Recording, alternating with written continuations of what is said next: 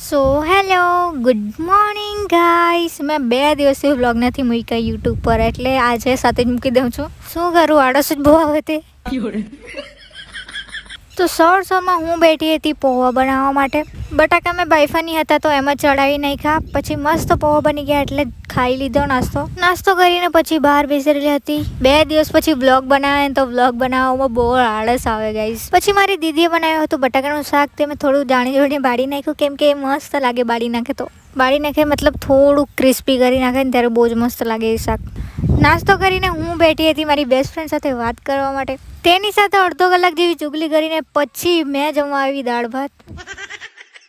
આજે તો મેં બરાબર દાળ ભાત લીધા હતા, કેમ કે ભૂખ જ એટલી બધી લાગી હતી. આજે સવારના મેં વાળ ધોયા હતા પણ કોમ્બ જ નહીં કર્યા હતા, મતલબ ગૂંચ જ નહીં કાઢ્યો હતો. પણ મારા વાળમાં એટલો ગૂંચ હોય જ નહીં ને હંમેશા સિલ્કી જ રહી. પહેલાં એવા વાળ નહીં હતા, મારા હમણાંથી થયા છે. જરાક કેર ચાલુ કરીને શેમ્પૂ કરે પછી તો બહુ જ સિલ્કી થઈ જાય ને એકદમ સ્મૂથ થઈ જાય, એટલે મને મારા વાળ બહુ જ ગમે. મારા વાળ પહેલાં તો બહુ રફ હતા, મતલબ બીજા બધાનો હોય ને તેવા જ હતા, પણ હમણાં એટલા સિલ્કી થઈ ગયા છે ને, વાવ. તો વાળની બહુ તારીફ કરી લીધી. પછી વાળ સરખા બાંધીને મેં બેસી રહી હતી પાછળ. મેં એમ જ કરતાં ચશ્મામાં વધારે ક્યુટ લાગું ને, મને બહુ ગમે આ ચશ્મા. એટલે નંબર તો નથી આના, એટલે મને પહેલાં ચશ્મા હતા અડધો નંબરના, પણ પછી નીકળી ગયેલા. આ છે ને ઠંડકના ચશ્મા છે.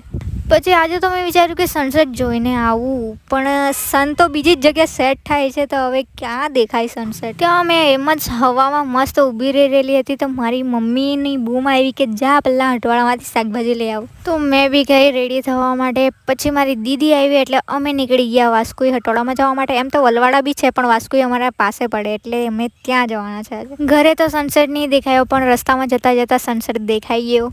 તો હમ લોગ હવા ખાતે ખાતે પહોંચ ગए हैं હટવાડે में. અહીંયા બહુ ઓછો હટવાડો ભરાય એમ તો, પણ અહીંયા છે ને ઓછો હટવાડો ભરાય ને તો બી બહુ મોંઘું શાકભાજી હતું. તો શાકભાજી તો મારી દીદી લોકો લેયા કરતા હતા, મેં તો ખાલી પાછળ ફર્યા કરતી હતી.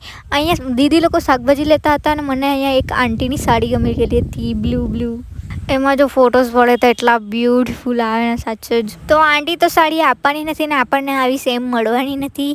તો શાકભાજી લઈને પછી અમે આવી ગયા મમ્મી માટે ભજીયા એવું લેવા માટે. પછી શાકભાજી એવું બધું લેવાઈ ગયું એટલે અમે નીકળી ગયા ચોકડી પર જવા માટે, કેમ કે ત્યાંથી મારી ફેવરેટ પાણીપુરી જો લેવાની છે તો ત્યાંથી પાર્સલ કરાવીને અમે આવી ગયા ઘરે. અને ઘરે આવીને પહેલાં તો મેં પાણીપુરી જ ખાધી હશે. તો આજે સવારમાં ખબર નહીં ક્યાંથી સૂરજ ઉગ્યો હતો તો મેં સવારમાં કુર્તી પહેરી લીધી હતી. બાકી આટલી ગરમીમાં કુર્તી એવું તો મેં પહેર્યું જ નહીં. મારી એક પ્રોબ્લેમ હજુ છે, મેં છે ને જે કપડાં લેમ ને તો કોઈ દિવસ ફાડે જ નહીં.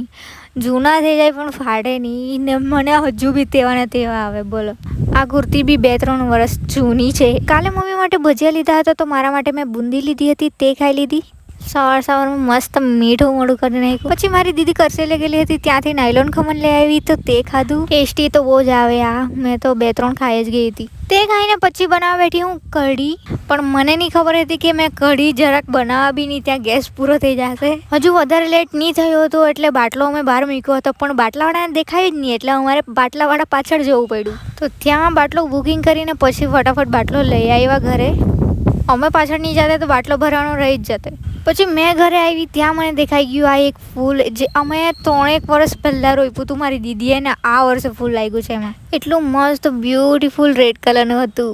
તે જોઈને મેં બનાવી નાખી હતી કઢી. પછી અમે બધા બેસી ગયા જમવા માટે, ખીચડી, મગ અને કઢી. પછી મારે આજે જવાનું હતું પંચાયતમાં, તે દિવસનું કામ અધૂરું જ છે હજુ. તો મેં રેડી થઈ ગઈ ફટાફટ, વાળ એવું સરખા કર્યા મેં. દીદી હાથ પગ ધોઈ એટલી વારમાં મેં આ બાજુ તે બાજુ ચાળા કરી લીધા.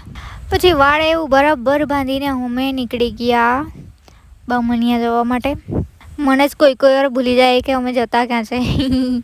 પછી અમે બામણિયા આવ્યા, ત્યાં પંચાયત ખુલ્લી નહીં હતી. અમારા તલાટી ગુણેશ્વર અને બામણિયાના એક જ છે એટલે ગુણેશ્વર બેઠા એમ કે ને અમે ગયા ડાયરેક્ટ ગુણેશ્વરમાં. ત્યાંથી પછી પાછા આવ્યા બામણિયા ગ્રામ પંચાયતમાં. ત્યાં થોડી વાર ઊભી રહીને પછી અમારું કામ થયું 2 કલાક પછી. તો 2:30 વાગ્યાની મેં ગયેલી હતી ને 5 વાગે ઘરે જાઉં છું. ઘરે જઈને મને બરાબર ભૂખ લાગી તો મેં બેસન અને બ્રેડમાંથી બનાવી નાખ્યું. આ ખબર નહીં શું હતું, મેં મોબાઈલમાં જોયું હતું રીલ્સમાં તો મેં બનાવી નાખ્યું. પહેલાં તો નહીં સારું બન્યું, પછી બહુ જ મસ્ત બન્યું હતું. બંને બાજુ બરાબર મસ્ત શેકાઈ જાય તેવી રીતે પહેલાં મેં શેકી લીધી. મસ્ત ઉપર ક્રિસ્પી થઈ જાય ને ત્યાં સુધી મેં શેકી લીધું. અને આજે મને રેસીપી આપવાનો ટાઈમ જ નહીં હતો એટલે મેં રેસીપી નથી આપી. તમને રેસીપી જોઈતી હોય તો મને કહેજો, મેં આગળ બનાવે ને ત્યારે કહી દેવા. તો તે બન્યું એટલે મસ્ત ખાઈ લીધું, બહુ જ ટેસ્ટી હતું.